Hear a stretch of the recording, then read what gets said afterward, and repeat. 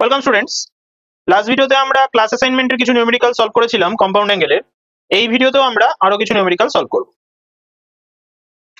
তো আমরা একটা নিউমেরিক্যাল দেখছি, এখানে এরকম রয়েছে যে if sin θ plus sin φ equals √3 cos φ minus cos θ, then show that sin 3θ plus sin 3φ equals to 0। এটা আমাকে প্রুফ করতে হবে। তো খুব ভালো কথা, এটা আমাকে প্রুফ করতে দিয়েছে। তাহলে আমাদের কাছে এখানে একটা গিভেন ক্রাইটেরিয়া রয়েছে, ভালো করে খেয়াল কর সবাই। আর এখানে আমাদের একটা প্রুফ করতে দিয়েছে sin 3θ plus sin 3φ equals to 0।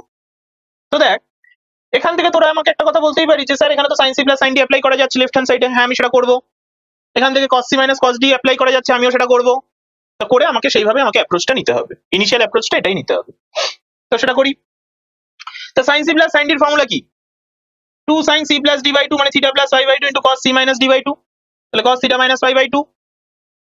R right hand সাইডে আমি কি পাচ্ছি? cos c minus cos d।